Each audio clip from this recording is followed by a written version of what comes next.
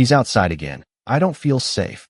Vanessa Whitmore's voice sliced through the quiet like a siren before the sirens even arrived. And within seconds the still suburban street flooded with flashing red and blue, lights bouncing off polished SUVs, trimmed hedges, and the rain-slick pavement that smelled faintly of asphalt and wet grass. Marcus Reed stood at the edge of his driveway, shoulders squared but relaxed, a white bakery box balanced carefully in his hands, the thin cardboard already softening from the drizzle, his dress shirt clinging slightly at the collar after a long day, his breath steady even as two officers stepped out, radios crackling, eyes scanning him like they'd done too many times before. "Sir, can you step away from the porch?" one of them asked, voice controlled, routine, almost rehearsed, and Marcus didn't argue, didn't sigh, didn't even blink too long.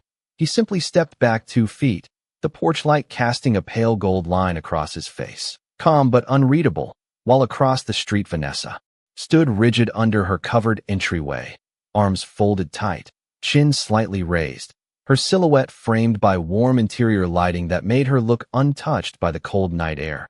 A curtain shifted 2 houses down, then another, shadows moving behind glass as neighbors watched the scene unfold again. The same scene, the same man, the same accusation without words, just implication hanging in the damp air. Marcus lowered his eyes briefly to the box in his hands, adjusting his grip as one corner bent inward, a thin streak of white frosting pressing against the cardboard from inside. And for a split second something softer flickered in his expression, something human, something tired, but it vanished as quickly as it came. "What seems to be the issue tonight, ma'am?" the second officer called out toward Vanessa, and she stepped forward just enough for her voice to carry, clear, controlled, almost polite. "He's been lingering outside again. I don't recognize his behavior. It feels off." And the pause before that last word lingered heavier than the rain, heavier than the silence that followed. Marcus's jaw tightened just a fraction, not in anger, not in protest, but in recognition, like hearing a line he'd heard too many times before, like a script repeating itself. The first officer glanced at Marcus again, longer this time, eyes narrowing slightly, trying to reconcile the man in front of him with the story being told, and the street held its breath, the hum of the patrol car engines low and constant, the faint ticking of cooling metal mixing with the soft patter of rain. Marcus finally spoke, his voice low, even, carrying just enough to reach both the officers and the woman across the street. "Officer, before we go through this again, I think it's time we look at the full pattern." And as he said it, his fingers shifted, not toward his pockets, not toward his phone, but toward something unseen, something prepared, something waiting, and for the first time that night, the balance in the air didn't feel entirely one-sided anymore. The officer's eyes lingered on Marcus a second longer than before, not suspicious this time, just uncertain, like something in the script had shifted and he had not been handed the next line yet. The rain softened into a thin mist, barely visible except where it caught the glow of the streetlights, and somewhere down the block a wind chime clinked gently, out of place against the quiet tension stretching across the cul-de-sac. Marcus set the bakery box carefully on the hood of his car, flattening the bent corner with slow, deliberate fingers, as if restoring something small that had already taken too much damage, then reached into the back seat and pulled out a dark leather folder, edges worn just enough to show it had been opened many times before. "This is not about tonight," he said, voice steady, calm in a way that did not ask permission to be heard. "This is about every night that looked just like this one." And he opened the folder, the soft sound of paper sliding against paper cutting through the air sharper than any raised voice could. The first officer stepped closer, boots quiet on the wet pavement, leaning in slightly as Marcus turned the pages, each one marked with dates, times, incident numbers, neatly printed notes in careful handwriting, no emotion in the ink. "Only facts, 17 calls." Marcus continued, not looking up yet. "All filed from the same address. All cleared without violation, all documented." And he tapped the corner of a page where a timestamp sat in clean black print, precise down to the minute. The second officer shifted his weight, glancing across the street toward Vanessa, who now stood a little straighter, her arms tightening across her chest as if bracing against something she could not quite name. "Those calls were made Because I felt uncomfortable, she said, her voice carrying again. But this time there was a slight edge under the control, something thinner, more brittle. I have every right to report suspicious behavior. And the word suspicious hung there again, heavier now, like it had been said too many times to mean anything clear anymore. Marcus closed the folder halfway, just enough to hold the place, and finally lifted his eyes, meeting the officer's gaze first, not hers. You do have that right, he said quietly. But patterns matter too. And the officer's jaw tightened almost imperceptibly, the kind of reaction that came not from disagreement, but from recognition. Across the street, a porch light flicked on at Mrs. Brooks's house, the warm glow spilling onto her walkway as the older woman stepped out slowly, one hand resting on the railing, her eyes moving from Marcus to the officers, and then to Vanessa, lingering there longer than before, like she had been waiting for something to finally be said out loud. The street did not feel like a stage anymore. It felt like a record, something being written in real time, something that would not disappear when the lights drove away. Marcus flipped one more page and slid the folder forward just slightly, offering it without urgency, without force, just certainty. And in that small movement the balance shifted again, quieter this time, deeper, like the ground itself had tilted a fraction beneath everyone standing there. The first officer reached out and took the folder, his fingers hesitating for just a second before gripping it fully, like he already knew this was no longer routine, flipping the top page slowly as the soft rustle of paper seemed louder than the patrol car engines behind him, his eyes scanning line by line, each entry clean, consistent, undeniable. These are all from dispatch logs, Marcus added quietly, not stepping closer, not pressing, just stating what was already there. Public record, cross-referenced with incident numbers, and the officer nodded once, almost to himself, as if confirming something he did not want to say out loud yet. The second officer leaned in now, shoulder nearly touching his partner's. Both of them focused on the pages while the rain continued its light rhythm against metal and pavement, steady, indifferent, like time refusing to pause for anyone. Across the street, Vanessa shifted her weight, her posture no longer rigid but restless, one foot stepping back slightly as her eyes flicked from the officers to Marcus and back again, calculating, searching for control that was starting to slip through her fingers. I have reported what I believed was suspicious, she said again. But the words landed softer this time, less certain, as if repetition alone could not hold them up anymore. Marcus did not respond to her directly. Instead, he glanced toward the officer holding the folder, his tone even, almost measured like a quiet metronome. You will notice the pattern is not just frequency, it is timing. And the officer's brow furrowed as he flipped another page, noticing the clustered hours, late evenings, weekends, small windows of time where nothing illegal had ever been found. A faint light flickered inside Marcus's house and Naomi appeared behind the glass door, her silhouette still, watching, one hand resting lightly against the frame as if grounding herself in the moment, her presence silent but undeniable. Mrs. Brooks took a careful step off her porch, the wood creaking softly under her weight as she moved closer to the edge of her lawn, her voice gentle but firm when she spoke. I have seen him come home from work, same time most nights, always quiet, always respectful. And the officers looked up briefly, acknowledging her without interrupting the flow of what was unfolding. The first officer exhaled slowly, closing the folder halfway, his thumb holding the pages in place as he looked at Marcus differently now, not as a subject of a call, but as someone who had been documenting something far bigger than a single complaint.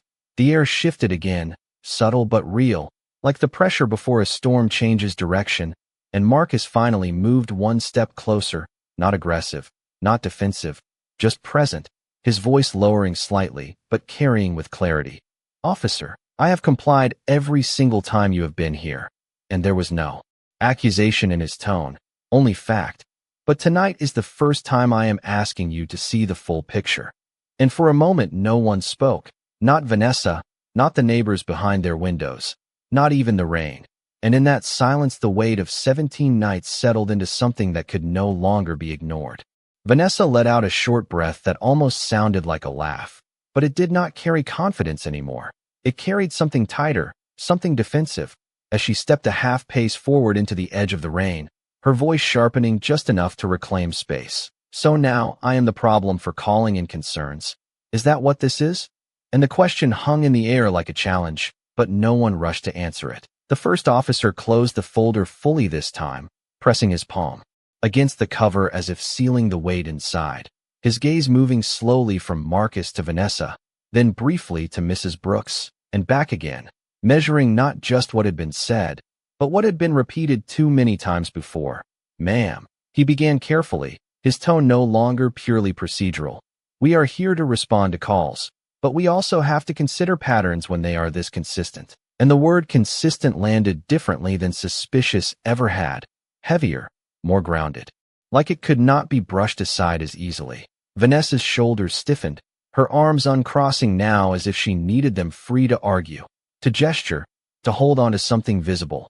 I am protecting my home, she said, each word deliberate. I moved here because it is supposed to be safe. And her eyes flicked briefly toward Marcus, then away, like even holding his gaze too long unsettled. Something she could not control. Marcus did not interrupt, did not step closer. He simply stood there, rain collecting along the edge of his sleeves, posture unchanged, but his presence now anchored the moment in a way that felt impossible to ignore. Officer Ruiz glanced back down at the folder once more, then opened it again, slower this time, turning to a page near the middle, his finger tracing a column of times and notes. And when he spoke again, it was quieter, almost reflective. Every call was cleared without incident. And he paused, not for effect, but because the conclusion did not need embellishment. And yet the calls continued. The second officer shifted his stance, looking toward Vanessa with a different kind of attention now, not dismissive, not accusatory, but evaluative, like he was seeing her for the first time outside the script she had been following. Mrs. Brooks stepped 1 foot further onto the sidewalk, her voice gentle but unwavering. We all want to feel safe, she said, her eyes steady on Vanessa. But safety does not come from fear being repeated until it sounds like fact. And the sentence settled into the space between them, not loud, not forceful, but impossible to ignore. Vanessa opened her mouth to respond, then hesitated, the pause longer than any she had allowed herself before. And in that silence the balance tipped again, not dramatically, but undeniably, as if the street itself had begun to lean towards something more honest. Marcus finally moved, just 1 step forward, enough to stand beside the hood of his car again, his hand resting lightly near the bakery box, fingers still, controlled, his voice calm as he spoke. I have not raised my voice. I have not resisted. I have not given you a reason to be here beyond a phone call. And he let that settle before adding, softer now. But that phone call has been made 17 times. And the number did not echo loudly. It did not need to, because everyone standing there already felt its weight. And for the first time since the lights had arrived, it was not Marcus who seemed out of place in the scene. The number did not echo, but it settled into every surface, into the wet pavement, into the quiet windows, into the space between each person standing there. And for a moment no one moved, not even Vanessa, whose expression now held something unfamiliar, not anger, not confidence, but calculation that no longer felt certain of its outcome. The first officer shifted the folder under his arm, his posture straighter now, more deliberate, as if the weight of what he held had quietly redefined his role in the moment. And when he spoke again his tone had changed, less reactive, more anchored. Sir, do you have any additional documentation beyond what is in here? And Marcus nodded once, small, controlled, like he had been expecting that question long before tonight ever arrived. He reached into the inside pocket of his jacket and pulled out a slim envelope, sealed but worn at the edges, the kind that had been carried, moved, prepared over time, not something assembled in haste. And he held it out without stepping forward, letting the officer close the distance instead. Audio logs, Marcus said simply, from my own property, within legal recording limits. And the second officer glanced briefly at his partner, then back at Marcus. Something in that exchange unspoken but understood. Across the street, Vanessa's breath hitched just slightly, almost inaudible, her eyes narrowing as if trying to see inside the envelope without it being opened, as if the contents might undo something she had believed was already settled. The rain had nearly stopped now, leaving only a soft drip from the gutters and the faint scent of wet soil rising from the lawns. And in that quieter space, every small sound carried further, every word lingered longer. Officer Ruiz took the envelope carefully, not hurried, not dismissive, and turned it over once in his hand before tucking it beneath the folder, not opening it yet, but acknowledging it as part of the same growing record. "Ma'am," he said, turning back toward Vanessa, his voice steady, professional, but no longer neutral. "We are going to need to document this interaction more thoroughly." And the phrasing alone shifted the air again, from response to review, from call to case. Vanessa took a step back without meaning to, her heel brushing against the edge of her doormat. The movement small but visible, and for the first time her arms dropped fully to her sides, no longer a shield, no longer a statement, just uncertain. "Are you saying I did something wrong?" she asked, her voice lower now, less projected, as if the question was not meant for the whole street anymore, just for the officers standing in front of her. There was a pause, not long, but deliberate, and in that pause the answer formed itself without needing to be spoken outright. Marcus remained still, one hand resting near the bakery box again, fingers lightly touching the softened cardboard, the faint imprint of frosting now dried along the edge, a quiet reminder of how the night had started and how far it had already shifted. Naomi's silhouette behind the glass had not moved, but the tension in her posture had changed, less fear, more focus, like she was witnessing something that mattered beyond this moment alone. The first officer finally spoke, choosing each word carefully. "We are saying that repeated calls without substantiated findings can become a different kind of issue." And he did not raise his voice, did not accuse, but the meaning carried clearly enough, and as that meaning settled, the street did not feel like it belonged to Vanessa's certainty anymore. It felt like it was being rewritten, line by line, under a light that could no longer be redirected. The officer's words did not raise in volume, but they carried further than anything that had been said all night, settling into the space between front lawns and quiet houses like something official, something that could not be undone with a simple explanation. And Vanessa felt it, the shift, the way the ground beneath her certainty no longer held the same weight. She inhaled slowly, steadying herself, trying to rebuild control through tone alone. "I was just being cautious," she said, her voice softer now, almost careful. "Anyone in my position would have done the same." And for the first time, the sentence sounded less like a statement and more like a question she was asking herself. Officer Ruiz did not answer immediately, his eyes moving briefly to the envelope still tucked beneath the folder, then back to Marcus, then to Vanessa again, connecting pieces that had been scattered across too many nights. Marcus finally moved his hand away from the bakery box, straightening slightly, his shoulders relaxed but grounded, and when he spoke, his voice was not louder, just clearer, like something that had been held back too long now choosing its moment. "Caution does not repeat itself 17 times without evidence."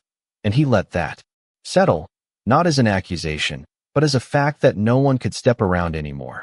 The second officer shifted his stance again, this time turning his body more toward Vanessa than Marcus, a subtle repositioning that did not go unnoticed, and the street seemed to notice it too, the quiet watchers behind windows leaning just a fraction closer.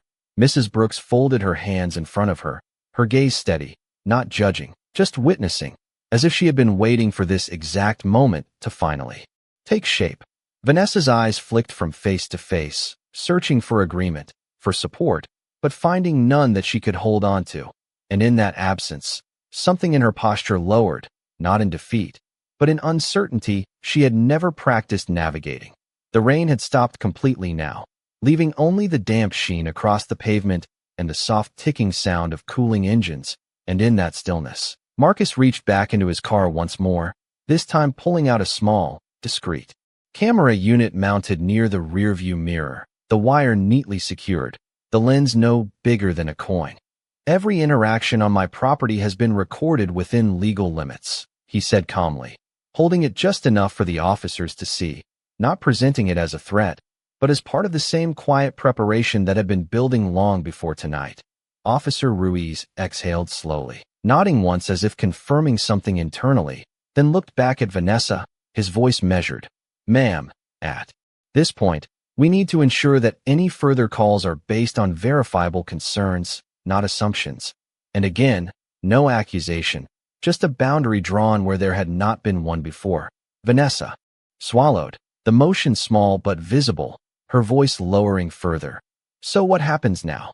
And the question landed differently than any she had asked before, not defensive, not challenging, but uncertain in a way that made the entire street feel quieter.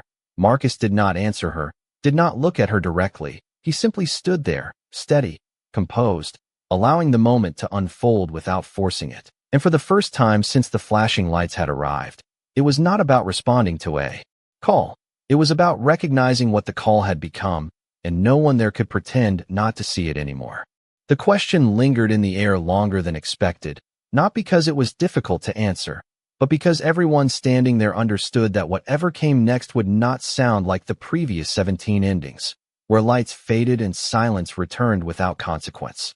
Officer Ruiz shifted the folder and envelope under his arm, his grip firmer now, not out of tension but out of responsibility, and when he spoke, his voice carried the weight of procedure mixed with something more deliberate. What happens now is we document everything from this point forward more carefully.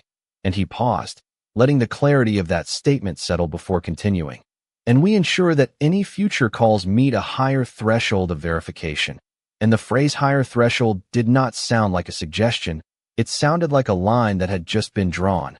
Vanessa nodded once, but it was not the quick, confident nod she had given earlier in the night. It was slower, almost delayed. Like her body was catching up to what her mind had not yet fully accepted. Marcus remained still, his posture unchanged, but the quiet around him felt different now, less like isolation and more like presence, like the space he occupied had finally been acknowledged instead of questioned. The second officer stepped slightly forward, his attention still on Vanessa. Ma'am, repeated calls that are not supported by evidence can escalate into a different category of concern. And he did not elaborate further, did not need to, because the implication was already clear enough to everyone listening. Vanessa's lips parted as if to respond, then closed again, her eyes lowering briefly to the damp edge of her porch where rainwater had pooled, reflecting the fading lights in uneven ripples. And for a moment, she looked smaller, not physically, but in certainty, in the way someone appears when the ground beneath their assumptions begins to shift.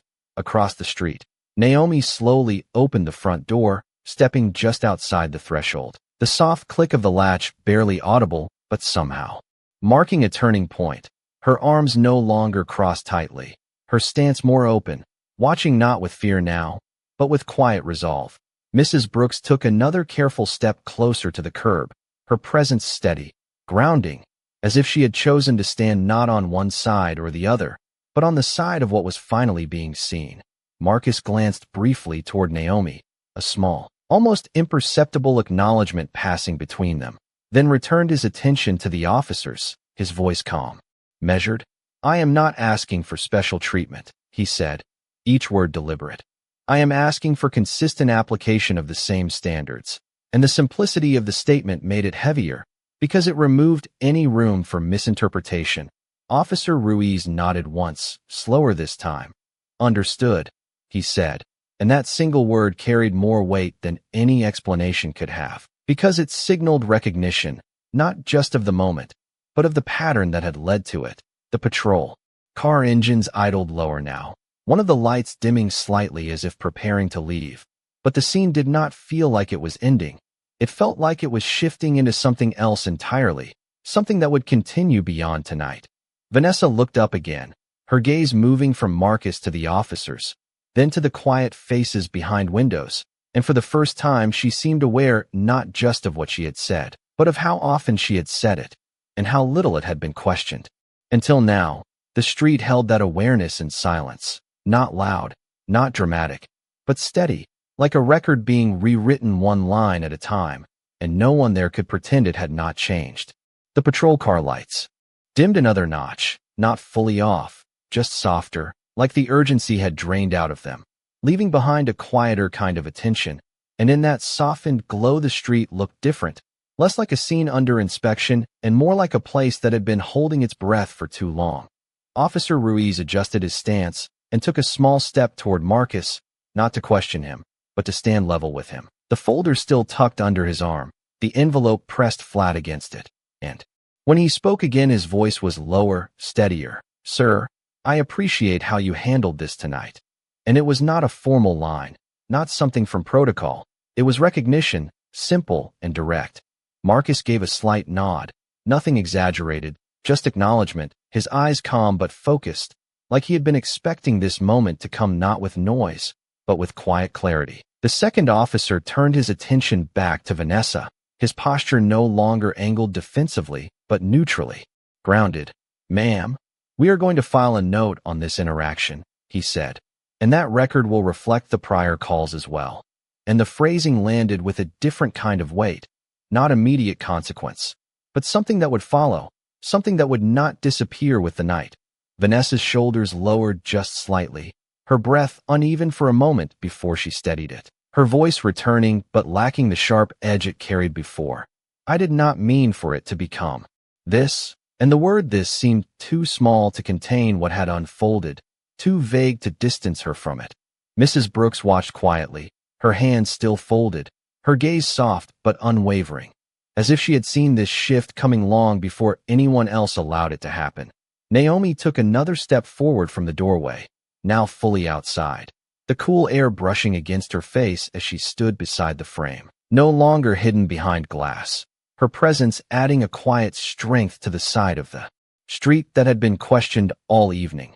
Marcus glanced once toward her again, the same subtle connection passing between them, then returned his attention to the officers, his tone measured. "I have no intention of escalating this beyond what is necessary," he said, and there was no tension in his words, just a boundary, clear and controlled.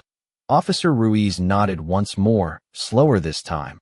"Understood," he replied, then looked briefly down the street, as if seeing it differently now, as if mapping it not just as addresses and calls, but as a place where patterns had meaning. The faint hum of one patrol car engine dropped as the driver inside shifted gears slightly, preparing for departure.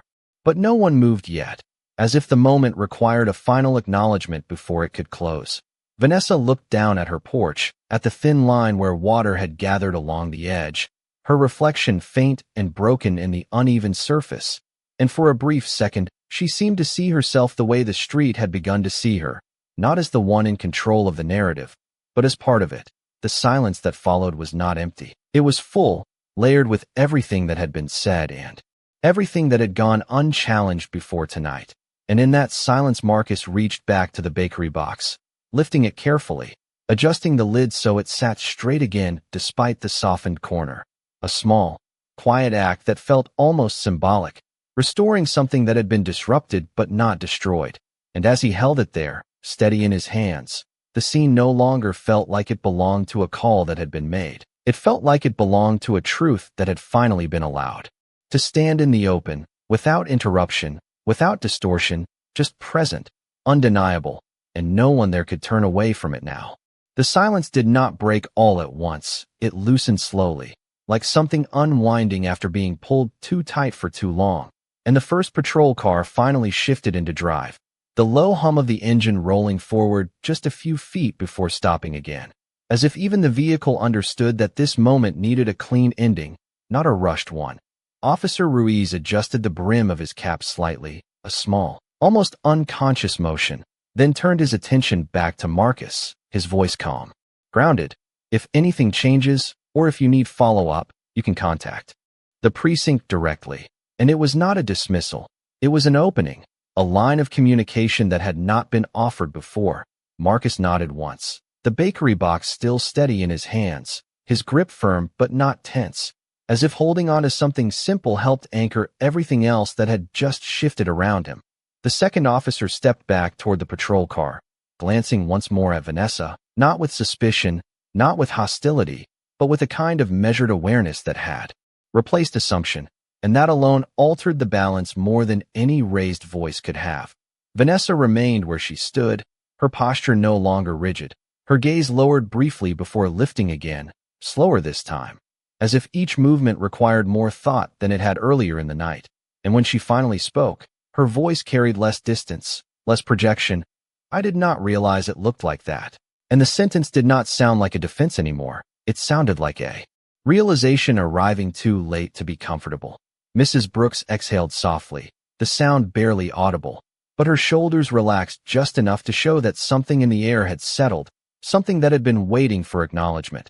Naomi stepped fully onto the walkway now, the door behind her closing gently with a quiet click, her presence beside the house no longer hidden, no longer cautious, just steady. And the faint porch light cast a soft glow across her face, calm but resolute.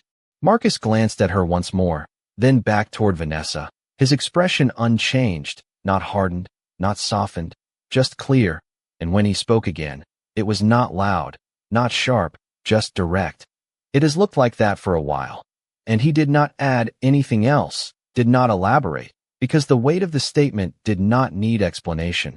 Vanessa's lips parted slightly, then pressed together, her eyes holding on Marcus for a second longer than before, not confrontational, not dismissive, but searching, as if trying to understand something she had never fully considered.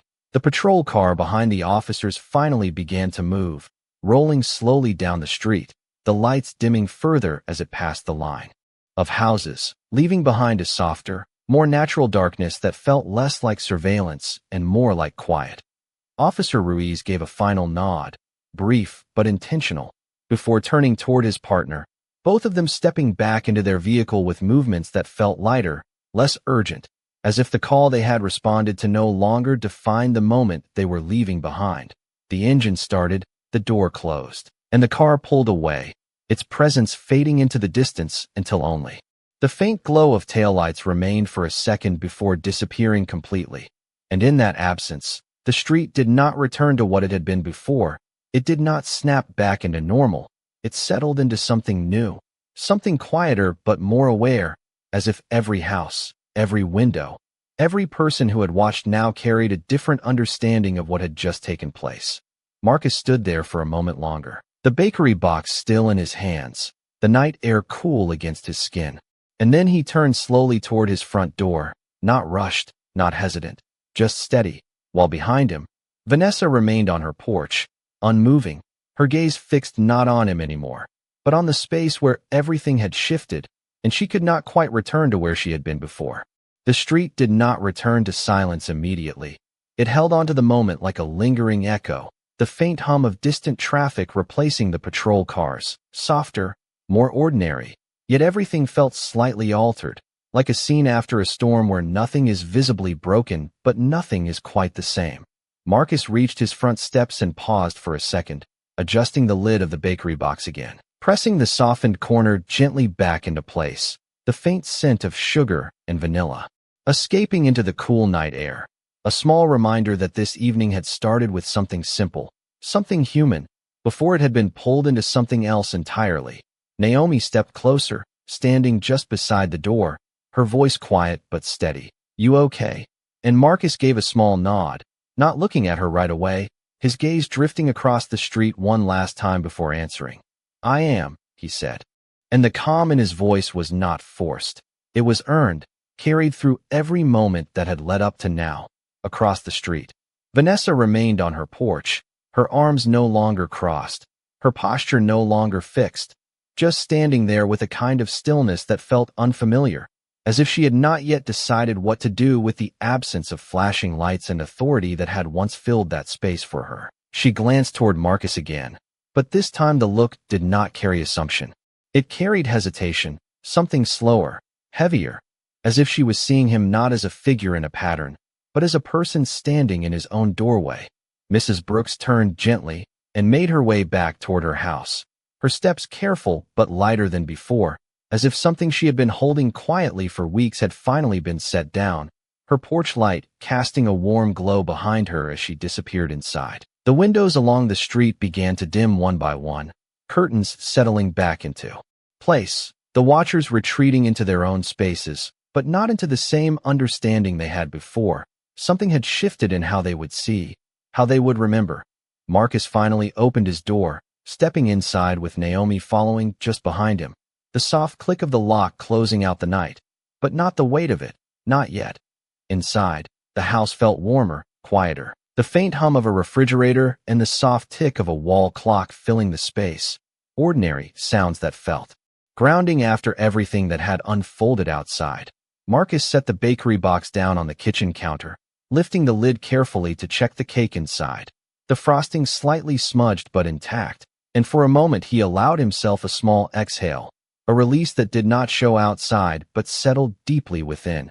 Naomi leaned against the counter, watching him, her expression softening. "She is asleep," she said, referring to their mother, and Marcus nodded again, this time with a faint hint of something lighter passing through his face, something close to relief. Back outside, Vanessa finally stepped back from her porch, the door behind her opening slowly as she hesitated for just a second before going inside, and when it closed, the sound was softer than it should have been, almost careful, as if even that small action carried new weight.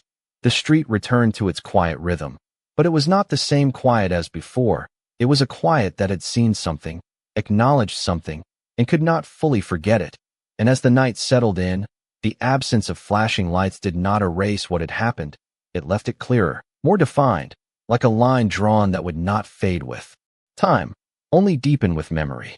The house held its quiet differently that night, not empty, not heavy, but aware, like every small sound had more space around it. And Marcus stood by the kitchen counter a moment longer than necessary, his hand resting lightly on the edge beside the open bakery box, the soft glow from the overhead light catching the slight imperfections in the frosting, a reminder that something had been disturbed but not ruined. Naomi moved slowly, pulling 2 plates from the cabinet, the ceramic making a faint click as it touched the counter.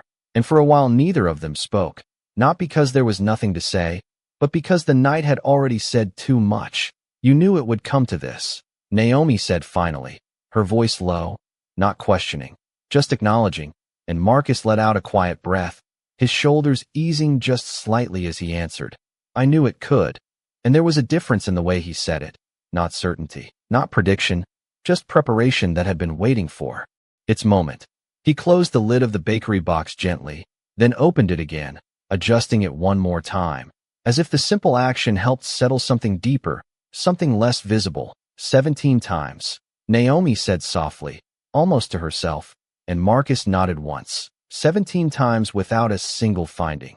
He replied, his tone even, not bitter, not sharp, just factual. But beneath that calm there was a quiet weight, the kind that builds over time without needing to be spoken aloud. Naomi leaned against the counter, folding her arms loosely now, not tight like before, her gaze drifting toward the window where the faint outline of the street could still be seen.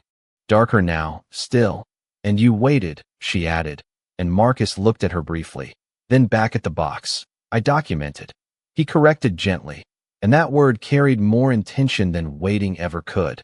The clock on the wall ticked steadily, each second clear in the quiet, and Marcus reached for a knife, slicing into the cake with slow precision, the blade moving cleanly through the layers, steady, controlled, like everything else he had done that night. "You could have stopped it sooner," Naomi said, not accusing, just wondering, and Marcus paused for a fraction of a second before continuing. "Maybe," he said, placing a slice carefully onto a plate. "But then it would have looked like one misunderstanding." And he set the knife down, meeting her eyes now, not a pattern, and the words settled between them the same way it had outside. Firm, undeniable. Naomi nodded slowly, understanding spreading across her face, not new, but clearer now, deeper, like she was seeing the full shape of something she had only felt before.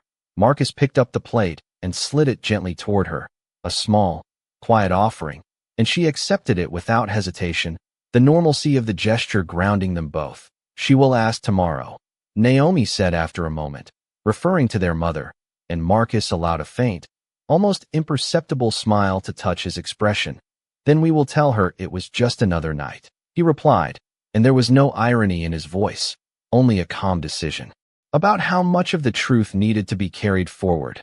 Outside, the street remained still, the earlier tension replaced by a quieter awareness, and across the way, behind closed doors, Vanessa sat in a silence she had not planned for, one without flashing lights or immediate answers, only the echo of what had been said and what had been revealed.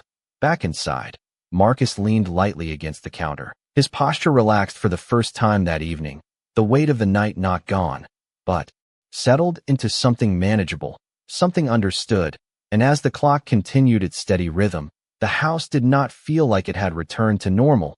It felt like it had stepped into something clearer, something that would not be undone by the next call, because now, for the first time, the pattern had a name, and it had been seen.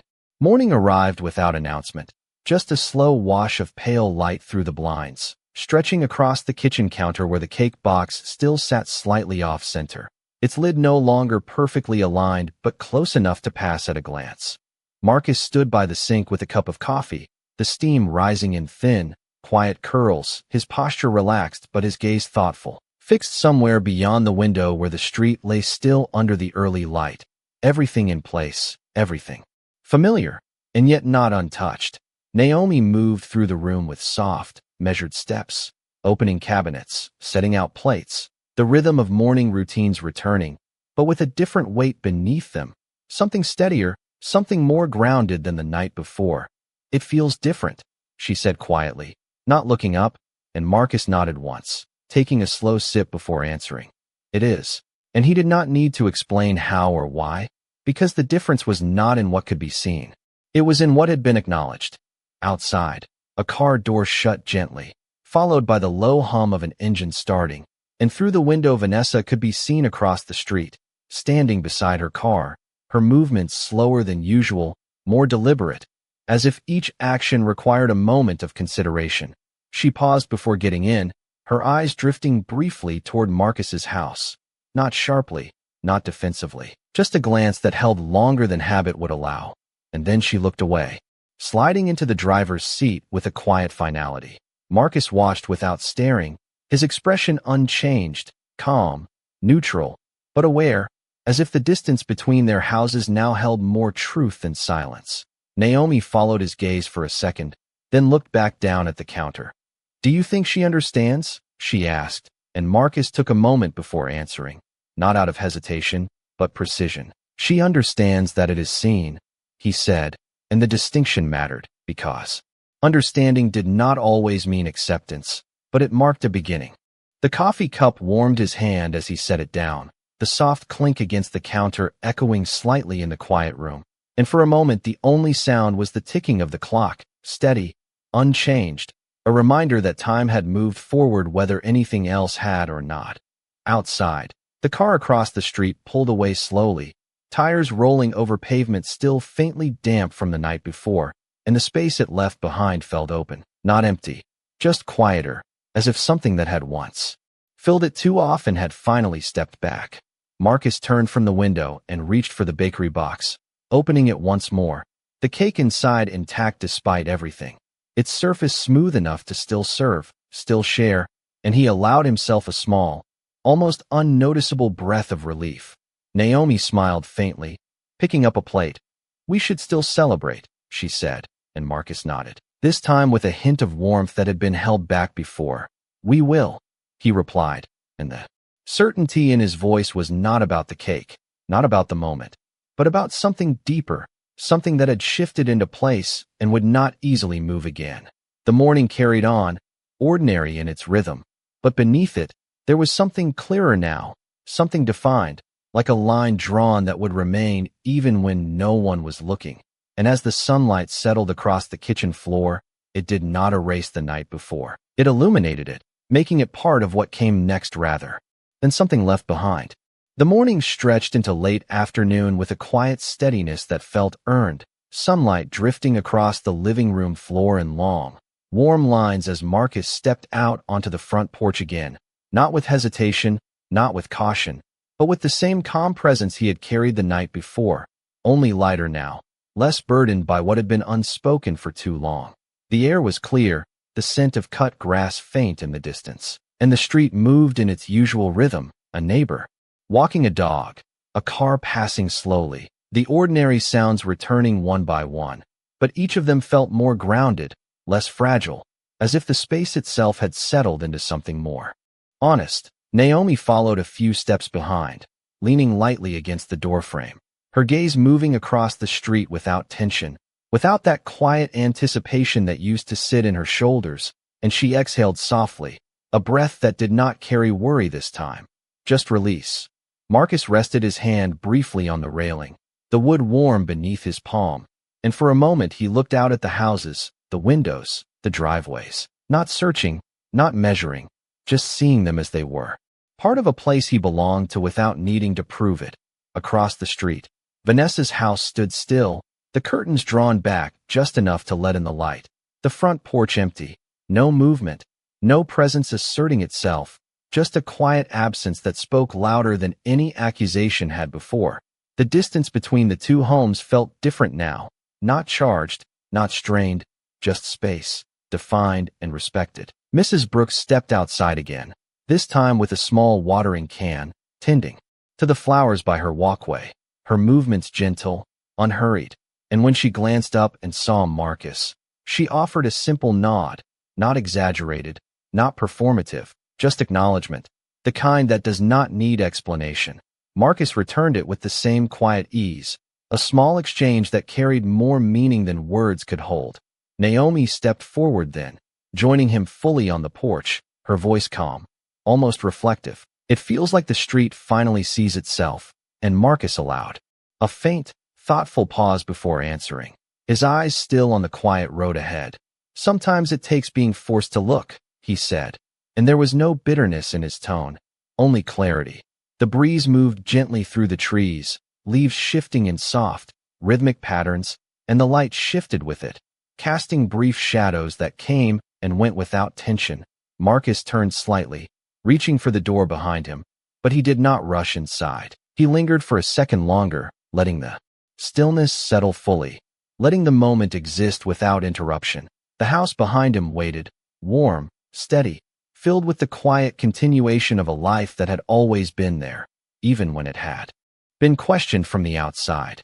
And as he stepped back in, the door closing softly behind him, the street remained as it was, unchanged in structure but altered in understanding, holding the memory of what had happened not as something loud or dramatic, but as something clear, something that had drawn a line without raising a voice.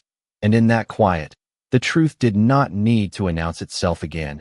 It had already been seen, already been recorded, already been understood, and that was enough to ensure it would not be ignored again.